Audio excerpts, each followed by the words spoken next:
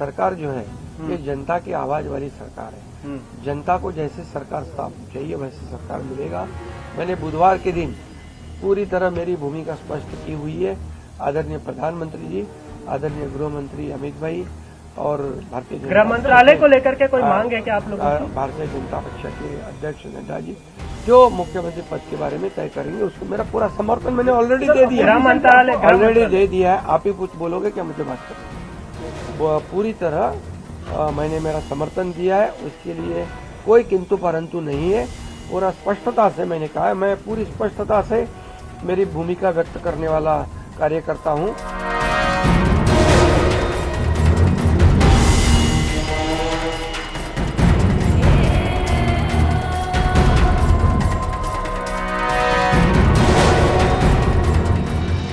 महाराष्ट्र का नया मुख्यमंत्री कौन होगा? इस सवाल के बीच कार्यवाहक मुख्यमंत्री एकनाथ शिंदे का बड़ा बयान सामने आया है। महायुति गठबंधन को मिले प्रचंड जनादेश के बीच एकनाथ शिंदे ने अपनी सरकार की उपलब्धियों को जनता के विश्वास की वजह बताया है। सतारा में मीडिया से बातचीत करते हुए शिंदे ने अपनी सेहत, सरकार की नीति और मुख्यमंत्री पद के उम्मीदवार पर अहम बयान दिए। उन्होंने साफ किया कि जनता के हितों को प्राथमिकता देते हुए सरकार आगे भी काम करती रहेगी। शिंदे ने कहा कि महायुति सरकार ने जिस तरह की सफलता हासिल की है वो अतीत में किसी ने भी हासिल नहीं की। सवाल है कि एकनाथ शिंदे बार बार अपने कामकाज की सराहना क्यों कर रहे हैं? क्या ये प्रेशर पॉलिटिक्स तो नहीं है? अभी मेरी तबीयत अच्छी है। मैं यहाँ पर आया था रेस्ट करने के लिए। अभी बहुत काफी भागदौड़ हो गई चुनाव में। मैं एक एक दिन में 8-8, 10-10 सभा ली थी। और मैंने कोई अभी तक मेरे 2-2.5 साल के कार्यकाल में छुट्टी बिट्टी कोई मनाता नहीं। मैं यहाँ भी आता हूँ, यहाँ भी जनता दरबार होता है, लोग आते हैं। अभी भी लोग आए मेरे को मिलने काम के बहाने। वो यहाँ आने के बावजूद भी मुझे लोगों से मिलना है। मिलता हूँ मैं लोगों को। और मेरी तबीयत थोड़ी खराब थी, अभी ठीक हूँ। और मुझे एक ही है कि ये सरकार जो है ये जनता की आवाज वाली सरकार है। जनता को जैसे सरकार चाहिए वैसे सरकार मिलेगा। मैंने बुधवार के दिन पूरी तरह मेरी भूमिका स्पष्ट की हुई है। आदरणीय प्रधानमंत्री जी, आदरणीय गृह मंत्री अमित भाई और भारतीय गृह मंत्रालय को लेकर के कोई मांग है क्या आप लोगों की? भारतीय जनता पक्ष के अध्यक्ष नड्डा जी जो मुख्यमंत्री पद के बारे में तय करेंगे उसको मेरा पूरा समर्थन मैंने ऑलरेडी दे दिया। गृह मंत्रालय ऑलरेडी दे दिया है। आप ही कुछ बोलोगे क्या मुझे बात करनी? पूरी तरह मैंने मेरा समर्थन दिया है। उसके लिए कोई किंतु परंतु नहीं है। पूरा स्पष्टता से मैंने कहा है, मैं पूरी स्पष्टता से मेरी भूमिका व्यक्त करने वाला कार्यकर्ता हूं।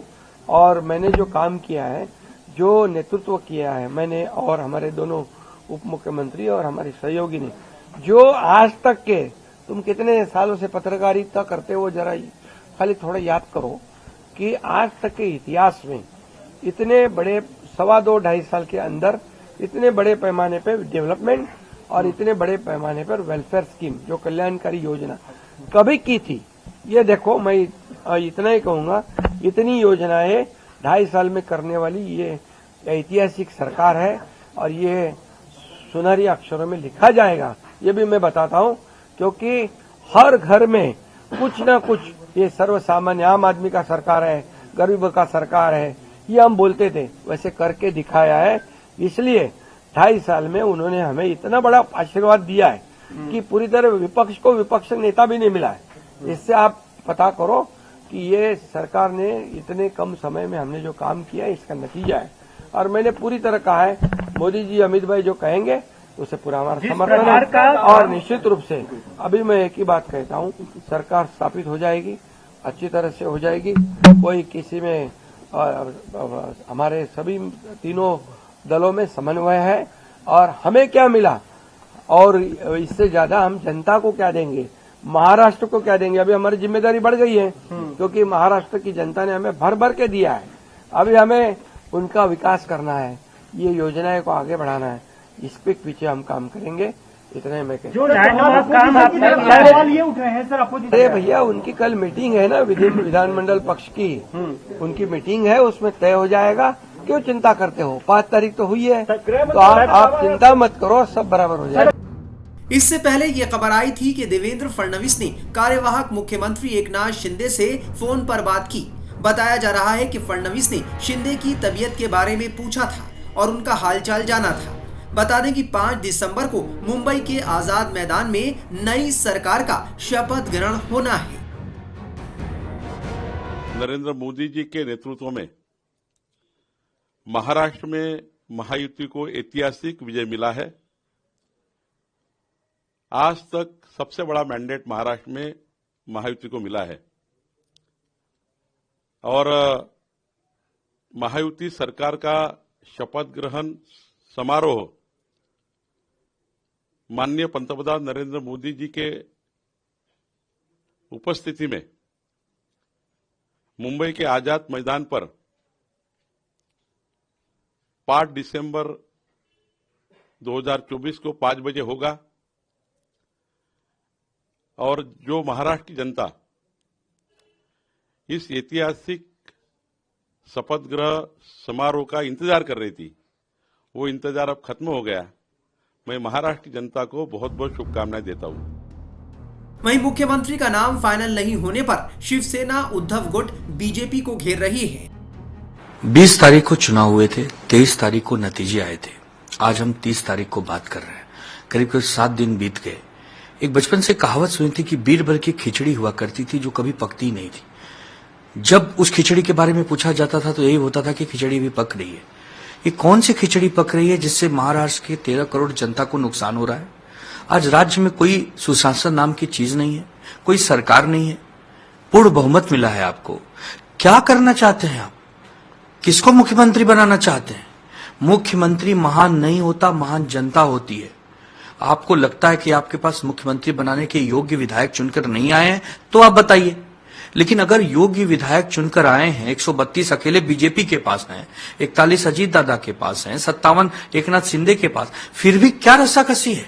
क्यों मुख्यमंत्री डिक्लेयर नहीं हो रहा? क्यों राज्य में पूर्ण शासन काम नहीं कर रहा? लोगों की सुख सुविधाओं का ख्याल कब रखा जाएगा? आज 7 दिन हो गए। अगर एक पूर्ण बहुमत की सरकार के पास मुख्यमंत्री तो छोड़िए, किस दिन कौन बनेगा ये अभी तक निर्णय नहीं है। और हम विपक्ष में होकर इनसे सवाल पूछें तो ये हम पर ही बरसे, तो ये तो अच्छी राजनीति नहीं है। हम नहीं समझ पा रहे हैं कि क्या इनकी प्लानिंग चल रही, क्या इनकी योजना चल रही है, क्या करना चाहते हैं।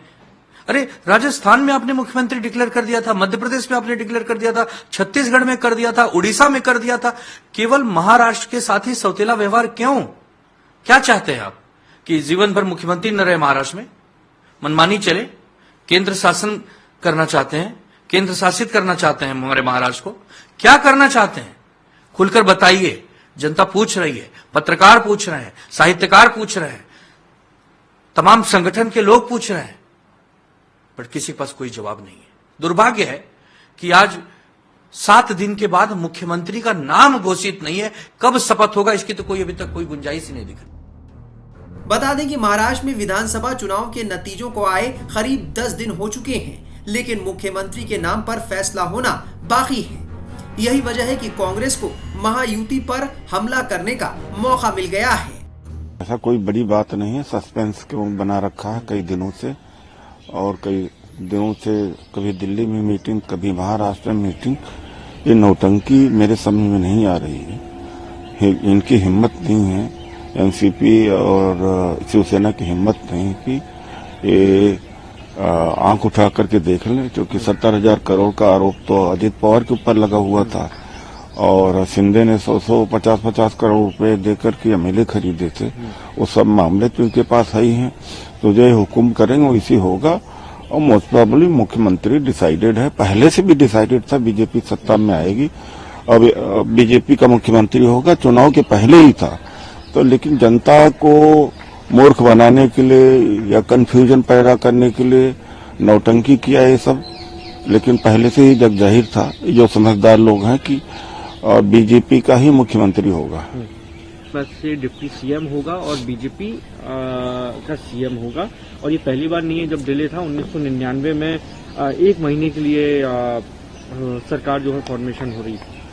अब डिले भी पता नहीं क्यों कर रहे हैं, वरना एक बार घुड़की दे दें तो मजाल है कि ये दोनों इधर से उधर हो जाए। लेकिन ये नौटंकी किया है और ये तो पहले से तय था कि ऐसा होगा। हाँ, एक बात है कि बार्गेनिंग करने में वो दोनों बड़े माहिर हैं, तो बार्गेनिंग करके थोड़ा बहुत और ज्यादा ले लिया होगा, वरना डिप्टी सीएम की पोस्ट नहीं आती। सर महाराष्ट्र से तो एक्सप्लेन करें, गलत है जो आरोप हमने लगाया है कि एक घंटे के अंदर इतने वोट बढ़े हैं, और इसका क्या, जब 5 बजे तक 55% वोट है, दूसरे दिन 67% वोट हो गया, तो इसका क्या एक्सप्लेनेशन है? बीजेपी को महाराष्ट्र विधानसभा चुनाव में सबसे ज्यादा 132 सीटें मिली हैं। ऐसे में बीजेपी का मुख्यमंत्री होने के सबसे ज्यादा चांस लग रहे हैं।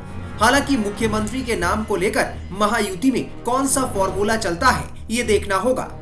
5 दिसंबर तक ये साफ हो जाएगा कि महाराष्ट्र का नया मुख्यमंत्री कौन होगा, क्योंकि 5 दिसंबर को महाराष्ट्र में नई सरकार का शपथ ग्रहण तय बताया जा रहा है।